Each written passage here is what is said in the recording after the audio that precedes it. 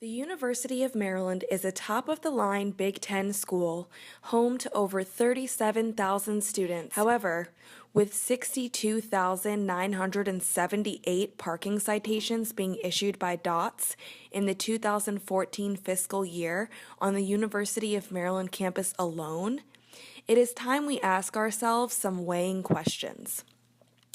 Why are so many tickets being issued? What is DOTS doing to decrease this number? Why is the DOTS parking website so difficult to navigate? And how much money is DOTS making off of this inconvenience? The details regarding where you can park, how long you can park in a chosen spot, and the cost to park are not clear on the DOTS website, and as a result, people frequently misinterpret the regulations and are fined inconsistent amounts of money. We propose that DOTS make some significant updates to the website and its maps in order to make them user-friendly.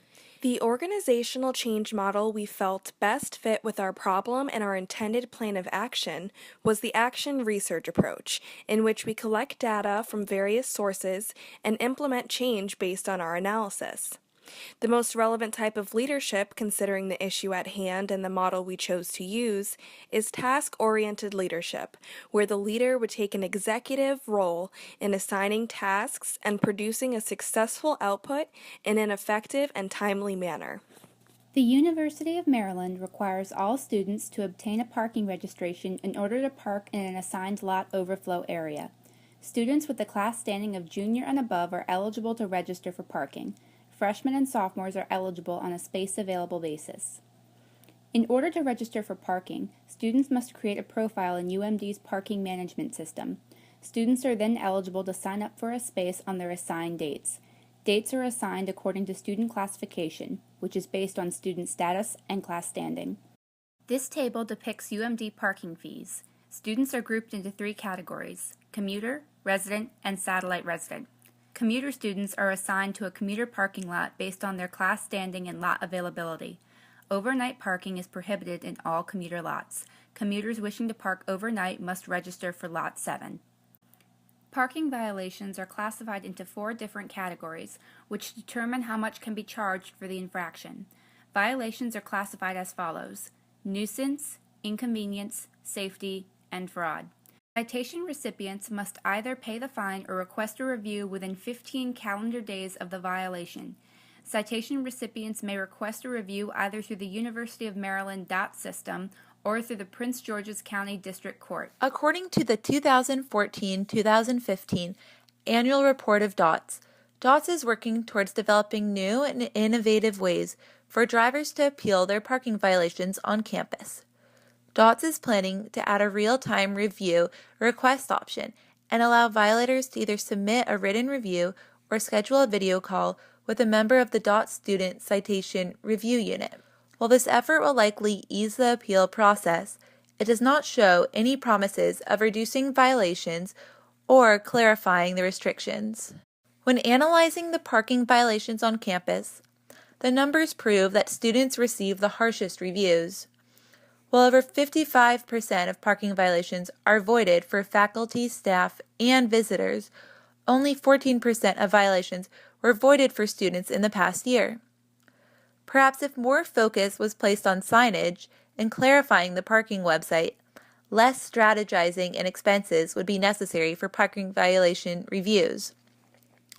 Less than 10% of the appeals for faculty, staff, and visitor parking violations were denied this past year, while over 70% of student appeals were not granted. Why should the students be hit the hardest by the parking violations? When comparing the ticket prices of the University of Maryland to other schools in the Big Ten, it's easy to determine that UMD parking fees are excessively high. University of Maryland's 2014 to 2015 annual report states that the penalty fine revenue for parking was $2.2 million in that year alone. The ticketing policies of Michigan State, Purdue, and Northwestern are significantly different from University of Maryland's. Each of these schools has much cheaper ticketing. Michigan State prices are usually $25 per ticket, with Purdue being $35 for parking in the wrong place or at an expired meter. Purdue also only charges $5 a day for visitor parking passes, while UMD charges at least $20. Northwestern charges about $15 per ticket for an expired meter and $30 to $50 for parking in a wrong lot. In a Washington Post article written in 1977, Ken Cummins writes about the shortage of parking spaces at University of Maryland and the emanating anger of university students. In 1977, $500,000 were generated in ticket revenue. This parallels the current problems at University of Maryland now, where the ticket revenue is high and there's not enough parking spots to accommodate all students. Rather than fix the problem, the school hopes to eliminate over 1,000 spots. How do you feel about dots? I hate dots. How much do you hate dots? Like a lot. Why do you hate dots? Because they ruin your day.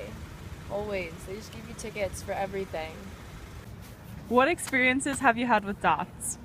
Well, I've had many tickets from Dots. Initially, my first year here, Dots gave me a ticket the first week of school for parking it for like an hour longer than I was supposed to, and I repealed it, and they still didn't give me any sanctions. They made me pay the full $75 again, and that occurred like 2 more times afterwards.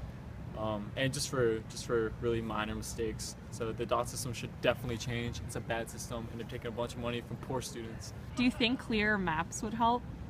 Yes, clear maps would help the DOT system and students. We created a survey asking various questions about on-campus parking and the amount of tickets survey participants have received. The following results are based upon 100 responses. 73% of respondents have a car on campus or have driven on campus in the past. Approximately 45% spend $481 or $249 annually, resident students and commuter students respectively, to park their cars on campus. The next question asked respondents how much money they have spent on the sum of all tickets incurred here on campus. About half reported less than $50, 37% reported at somewhere less than $200, and 13% reported more than $200. Only 64% of people who took our survey know about the resources provided on the DOTS website about parking information. Additionally, when provided with a small section of the parking map shown online, 54% of people said that they could not accurately read the map in a short amount of time, emulating the situation of rushing to locate a parking spot. Approximately 35% asserted that they could have read the map if they were given more time, and a mere 11% successfully interpreted the map within the given time frame. More importantly, 89% of respondents stated that they would not take the extra time necessary to decipher the series of complicated maps on the DOTS website if they were rushing to locate a parking space. Considering the price of tuition at the University of Maryland, as well as the annual fee to park on campus, it is only fair for UMD to provide customers with a clear, informative, and interactive website that is easy to navigate. In order to reduce the number of tickets distributed on campus and improve student and visitor welfare, it is crucial for DOTS to redesign its website. We first diagnosed the problem by surveying people about their concerns with DOTS. We then analyzed the main concerns of people, which are not being able to understand the maps and unclear about where and how long you can park in certain spots. As a team, we took on the feedback step by sharing our research and findings to develop an action plan to implement changes. Based on our findings, updating the DOTS map and website should be first priority because most people cannot accurately read the information provided by the maps. Currently, the information is separated by color and requires users to match the color of the parking lot to the information. If the parking regulations about a certain parking spot pops up when the computer mouse hovers over a parking lot on the map, users can better understand it since they would not need to look back and forth between the information on the side and the parking lot on the map. Additionally, this would make the information more concise and easier to understand. Another change DOTS should implement is to provide specific guidelines about parking violations on their websites and on the signs of the parking lots. If students know how much they will be charged for parking in areas they're not supposed to, they are more likely to avoid parking there. Also, this would ensure ticket fairness among students, as many have complained and appealed to unreasonable parking tickets. Furthermore, when we compare parking tickets issued by DOTS and the City of College Park, DOTS have certainly overcharged students. Along with the tuition hike, expensive parking tickets only increase student frustration.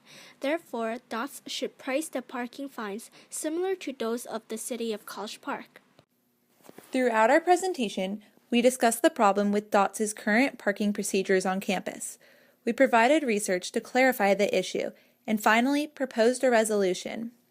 As a group, we feel that DOTS should make significant updates to its website and maps so that users have an easier time navigating the information.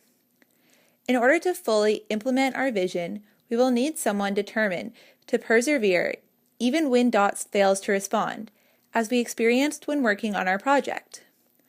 This type of leader, often deemed an executive, will make sure tasks are accomplished and maintain focus throughout the process.